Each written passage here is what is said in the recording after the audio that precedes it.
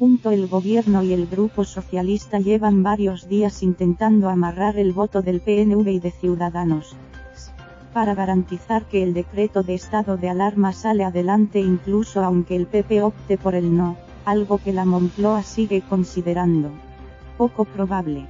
El mensaje que ha transmitido la cúpula del Ejecutivo en el Consejo de Ministros de esta mañana es que el decreto va a salir, aunque las negociaciones siguen en varios frentes. 1. El del propio decreto, que ha sido retocado para garantizar la cogobernanza de la desescalada que ha prometido el gobierno a los nacionalistas. Otro, el de algunas enmiendas y propuestas de resolución en el Congreso, que se tienen que presentar esta tarde y votar mañana, y otro, con compromisos políticos más informales, sobre todo el de mantener informado al minuto a todos, también a Ciudadanos, que se queja de que está ofreciendo apoyo y sin embargo el presidente, Pedro Sánchez, ha estado 16 días sin hablar con Inés Arrimadas. El PNV pide más autonomía para las comunidades y más garantías de cuándo se acabará la alarma, que se desvinculen las medidas de ayudas económicas del decreto para evitar la presión de tener que votar siempre a favor porque si no se perjudica a los ciudadanos y también más participación en las decisiones. El problema es que el gobierno lleva mucho tiempo prácticamente sin hablar con Ciudadanos. Con el PNV las relaciones son mucho más fluidas. Vamos a reforzar los mecanismos de cogobernanza, ha prometido Salvador Illa tras el Consejo de Ministros. Para que salga adelante la prórroga hace falta mayoría simple, es decir más votos a favor que en contra. De momento han anunciado que votarán no Vox, ERC, Junts per Catalunya y la CUP. Si el PP pasa al no, habría 164 noes entre los 350 escaños del Congreso. Para lograr más síes, si el PNV se abstiene, el gobierno necesita a Ciudadanos porque solo cuenta con los 155 síes de la coalición más algunos pequeños que le ayudarán, pero se pondría en unos 160.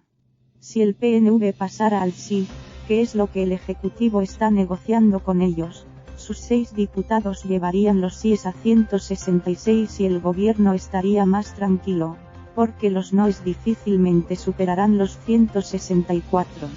El BNG, por ejemplo, ya ha confirmado su abstención, y Bildu también parece estar en esa posición. Con PNV y Ciudadanos en el sí, la votación ya sería cómoda, 176 síes. Si el PP se abstiene finalmente la mayoría sería muy amplia. Las conversaciones en las últimas horas han sido frenéticas y han participado no solo la vicepresidenta Carmen Calvo, que ha llevado el principal peso político en la negociación con Andoni Ortuzar, del PNV, sino también la portavoz parlamentaria Adriana Lastra, la ministra de Hacienda, María Jesús Montero, o Teresa Rivera, vicepresidenta cuarta y responsable de coordinar el plan de desescalada. Calvo ha hablado este martes con Pere Aragonés, hombre fuerte de ERC, para hacer un último intento de que pasen del no a la abstención. El Ejecutivo entiende que la imagen de la mayoría de la investidura rota en un asunto tan importante como el decreto de alarma es muy perjudicial. Calvo también hizo un intento el lunes con Alberto Núñez Feijóo, presidente de Galicia, para suavizar su posición contraria a la prórroga. Feijóo ha señalado este martes en las redes sociales que, en su opinión, no es necesario prorrogar sine die la alarma, pero otra cosa es que el gobierno necesite tiempo para organizarse y es más entendible que las razones expuestas públicamente hasta ahora. Esto es, el influyente varón del PP se muestra favorable, después de la conversación, a dar algo de margen al Ejecutivo, una posición diferente a la del líder de su partido, Pablo Casado. El sudoku que supone negociar a la vez con el PNV y con Ciudadanos, dos grupos siempre enfrentados por su visión opuesta del modelo de reparto de competencias, está poniendo a prueba la resistencia del gobierno, que ha tenido que improvisar una nueva mayoría ante el abandono de ERC si no hay giro de última hora y la amenaza del PP, que en principio está en la abstención pero podría complicar mucho la votación si pasara al no. Varios ministros consultados señalan que el ambiente que se percibe en la cúpula es que no está realmente en riesgo una derrota del decreto de alarma, que sería un varapalo inmenso para el Ejecutivo.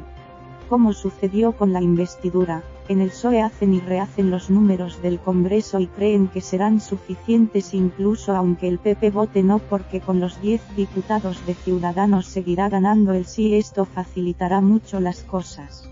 El PNV está más cerca de la abstención que del sí. Espero que el gobierno español tenga en estas horas cintura política. Tiene que haber un mando único compartido para la desescalada, ha avisado Andoni Ortuzar en Telecinco. El líder del PNV ha dado por hecho que habrá margen para que cada autonomía pueda aplicar sus medidas. El problema ahora no es solo esta prórroga del estado de alarma, es que aún quedarían otras dos, y el riesgo de perder la votación crece cada semana.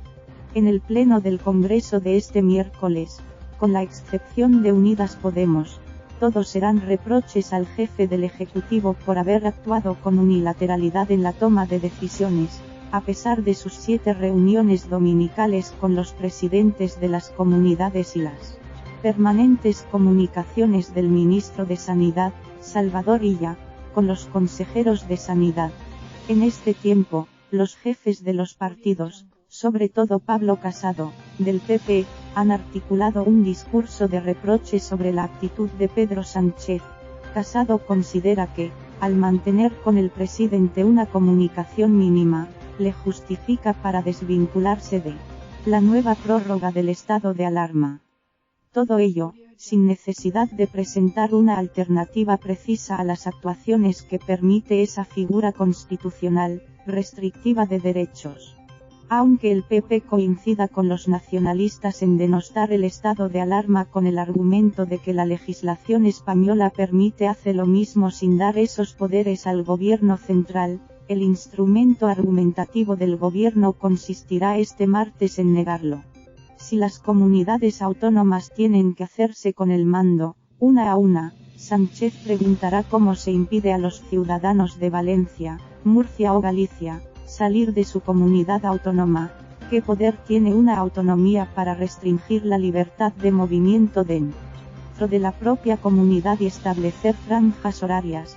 ¿Sobre qué base jurídica se ordenan restricciones que afectan a derechos fundamentales?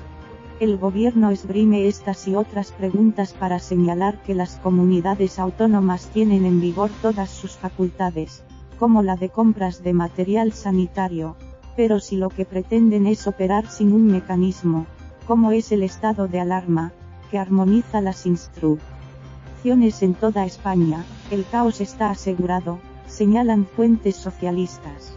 Los partidos votarán este miércoles en contra o se abstendrán, pero el gobierno central confía en que esa actitud no tendrá el apoyo mayoritario de la población, por muy crítica que sea con el ejecutivo de Pedro Sánchez.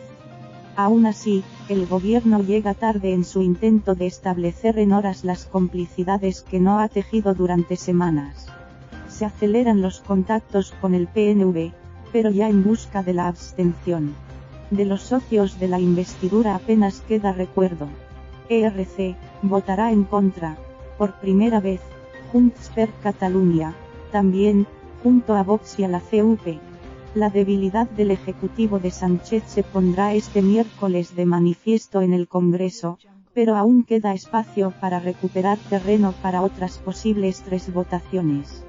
Su baza será empezar de nuevo en las relaciones con el resto de los partidos. El BNG ha confirmado que esta vez no ayudará al gobierno, aunque no pasará al no como ERC.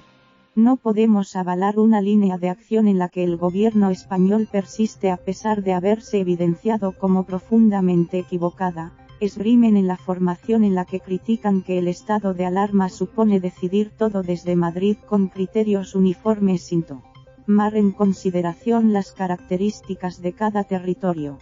En el caso de Galicia, consideran que el proceso de desescalada es inadecuado e ineficaz porque no tiene en cuenta la dispersión de su población, informa Sonia Vizoso.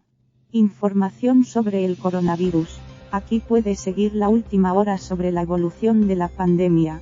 Así evoluciona la curva del coronavirus en España y en cada autonomía.